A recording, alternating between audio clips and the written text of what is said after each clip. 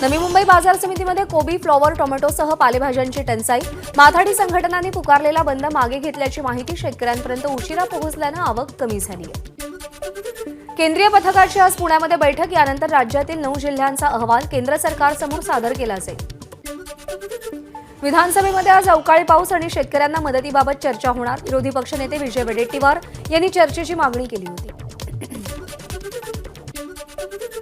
पंचनामे पूर्ण न झाल्यानं अवकाळीग्रस्तांना मदतीची घोषणा सोमवारी केली जाणार. नुकसानग्रस्तांसाठी मोठ्या पॅकेजबाबत मंत्रिमंडळ बैठकीत चर्चा.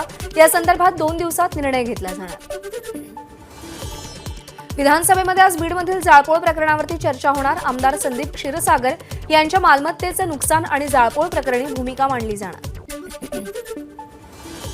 विधान परिषदेमध्ये आज मराठा आरक्षण आणि अवकाळी पावसामुळे झालेलं नुकसान यावर चर्चा. पिंपरी चिंचवडमधील आगीमध्ये 6 महिलांचा मृत्यू झाल्याच्या प्रकरणावरही चर्चा होणार. हिवाळी अधिवेशनामध्ये मराठा आरक्षणावर चर्चा सुरू राहणार. सोमवारी मुख्यमंत्री शिंदे मराठा आरक्षणावरती भूमिका मांडणार. राष्ट्रवादी काँग्रेसचे अध्यक्ष शरद पवार आज गृहमंत्री अमित शहांना भेटण्याची शक्यता. इथेनॉल बंदीच्या निर्णयासंदर्भात चर्चा होणार. आगामी लोकसभा निवडणुकांसाठी भाजपच्या मॅरेथॉन बैठका. उद्या भाजप पदाधिकाऱ्यांची बैठक. देवेंद्र फडणवीस, चंद्रशेखर बावनकुळे मार्गदर्शन करणार. राज्यातील काँग्रेस नेत्यांची नागपूरमध्ये महत्त्वाची बैठक. काँग्रेसचे संघटन महासचिव के.सी. वेणुगोपाल यांच्या उपस्थितीमध्ये बैठक होणार. काँग्रेस लोकसभेच्या निवडणूक प्रचाराचा नारळ नागपूरमधून फोडणार. 28 डिसेंबरला राहुल गांधींच्या उपस्थितीमध्ये महत्त्वाची सभा. हिंदू मंदिरांचं व्यवस्थापन हिंदू समाजाकडे सोपवा ही विश्व हिंदू परिषदेची मागणी योग्य. भाजपचे आमदार प्रवीण दरेकरांची प्रतिक्रिया. शिवसेना आमदार अपात्रता प्रकरणी मुदत वाढवून देण्याबाबत आज सर्वोच्च न्यायालयामध्ये सुनावणी. विधानसभा अध्यक्ष राहुल नार्वेकरांना 30 डिसेंबरपर्यंत निकाल देण्याचे सर्वोच्च न्यायालयाचे निर्देश. 24 डिसेंबरला हल्ला करण्याची आणि घर जाळण्याची तयारी सुरू. मंत्री भुजबळांचा विधानसभेमध्ये आरोप. समाज माध्यमांवरील मेसेजही वाचून दाखवला. प्रकाश सोळंकी, संदीप क्षीरसागर यांची घरं जाळली, त्याप्रमाणे आपलंही घर जाळलं जाईल. भुजबळांनी भीती व्यक्त केली. नुकतंच राजकारणात पदार्पण झालेल्यांनी सूर्यावर थुंकण्याचा आणि अजित पवारांवर आरोप करण्याचा प्रयत्न करू नये. खासदार सुनील तटकरे यांचा रोहित पवारांना टोला. रोहित पवार यांनी अजित पवार यांनी पत्र चोरल्याचं वक्तव्य केलं होतं. भिवंडीमध्ये 17 डिसेंबरला ओबीसी समाजाचा एल्गार. सभास्थळाची ओबीसी नेत्यांकडून पाहणी. आम्हाला डिवचण्याचा प्रयत्न केला तर शांत बसणार नाही, ओबीसींची भूमिका. आगामी कुंभमेळ्याच्या जिल्हास्तरीय समितीच्या अध्यक्षपदी गिरीश महाजन यांची नियुक्ती तर नाशिकचे पालकमंत्री दादा भुसे यांची सहअध्यक्षपदी नियुक्ती. 2026-27 मध्ये नाशिकमध्ये कुंभमेळा भरणार. राज्याचं महिला धोरण पुन्हा एकदा लांबणीवर. धोरणामध्ये दुरुस्ती करण्यासाठी हे धोरण प्रलंबित ठेवण्यात आल्याची माहिती. महिलांना सायबर जागरूक करणाऱ्या महिला आयोगाचं उपमुख्यमंत्री अजित पवारांकडून कौतुक. तर महिलांसाठी निधी कमी पडू देणार नाही, अजित पवारांची ग्वाही.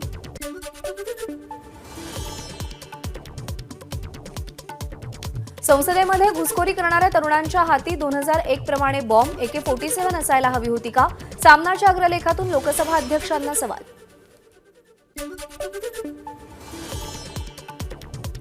हिंदू मंदिरांचं व्यवस्थापन हिंदू समाजाकडे सोपवावं, विश्व हिंदू परिषदेची मागणी. 48 तासात राज्यातील काही जिल्ह्यात मध्यम स्वरूपाच्या पावसाची शक्यता. हवामान खात्याचा अंदाज. मुंबई शहर भागामध्ये 18 डिसेंबरला 10% पाणी कपात. मलबार हिल जलाशयामधील कप्पा 1 ची अंतर्गत पाहणी केली जाणार. यामुळे पाणी कपातीचा निर्णय.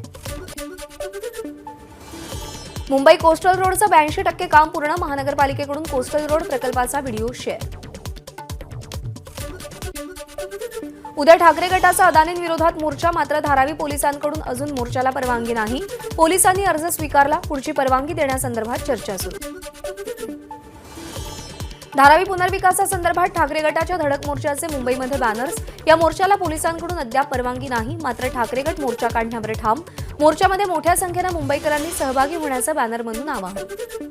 मुंबईच्या धारावीमध्ये ठाकरे गटाची बैठक. उद्याच्या मोर्चासंदर्भात बैठकीत चर्चा. बैठकीला ठाकरे गटाचे खासदार विनायक राऊतही उपस्थित राहणार. उपमुख्यमंत्री अजित पवारांच्या वक्तव्याचा निषेधार्थ आज डॉ. बाबासाहेब आंबेडकर मराठवाडा विद्यापीठ बंदची हाक. बंदमध्ये सत्ताधारी पक्ष वगळता सर्वपक्षीय विद्यार्थी संघटना सहभाग घेणार असं काल विद्यार्थ्यांनी जाहीर केलं होतं. पतीच्या विवाहबाह्य संबंधांना कंटाळून गर्भवती विवाहितेची आत्महत्या, तिघांविरुद्ध आत्महत्येस प्रवृत्त केल्याचा गुन्हा दाखल. छत्रपती संभाजीनगरमधील शिवशंकर कॉलनीतील घटना. अलका पवन मुटेकर असं मृत विवाहितेचं नाव. पालघरमध्ये रुग्णवाहिकेतून बनावट दारूची तस्करी. रुग्णवाहिकेसह 9,34,000 रुपयांचा मुद्देमाल जप्त. राज्य उत्पादन शुल्क विभागाची मोठी कारवाई. तुमसर शहरातील T20 क्रिकेट सामन्यावरती सट्टा लावणाऱ्या 8 आरोपींविरोधात गुन्हा दाखल. तुमसरच्या उपविभागीय पोलीस अधिकारी रश्मिता राव यांची कारवाई. महादेव बेटिंग ॲप प्रकरणी मुंबई पोलिसांच्या एसआयटीकडून अभिनेता साहिल खानला समन्स. साहिल खानला आज एसआयटी समोर चौकशीसाठी हजर राहण्याचे आदेश. सूत्रांची माहिती. संसद घुसखोरीतील आरोपींनी मोबाईल फोन जाळले. मास्टरमाइंड ललितच्या चौकशीतून मोठी माहिती समोर. दिल्ली पोलिसांच्या स्पेशल सेलनं संसदेतील घुसखोरी प्रकरणामध्ये आणखी दोघांना ताब्यात घेतलं. पोलिसांकडून तपास सुरू.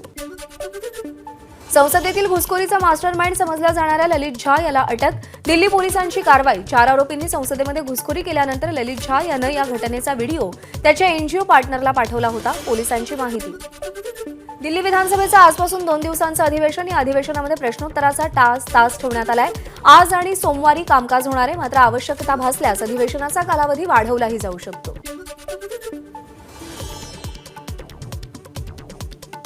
राजस्थानचे नवनिर्वाचित मुख्यमंत्री भजनलाल शर्मा यांचा आज शपथविधी सोहळा. दिया कुमारी आणि प्रेमचंद बैरवा उपमुख्यमंत्रीपदाची शपथ घेणार. मासिक पाळी म्हणजे अपंगत्व नाही. महिलांना भरपगारी रजा दिल्या जाऊ नयेत. राज्यसभेमध्ये केंद्रीय मंत्री स्मृती इराणी यांचं वक्तव्य.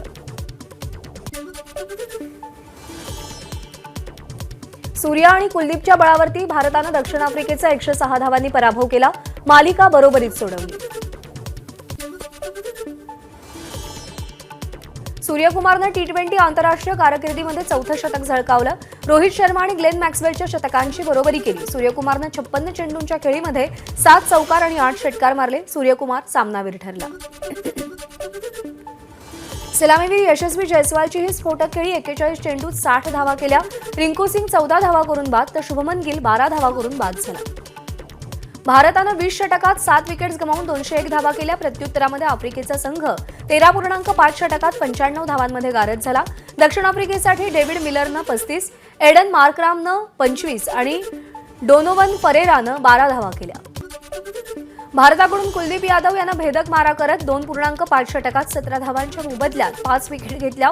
T20मध्ये 2 वेळा 5 विकेट घेणारा कुलदीप पहिला गोलंदाज.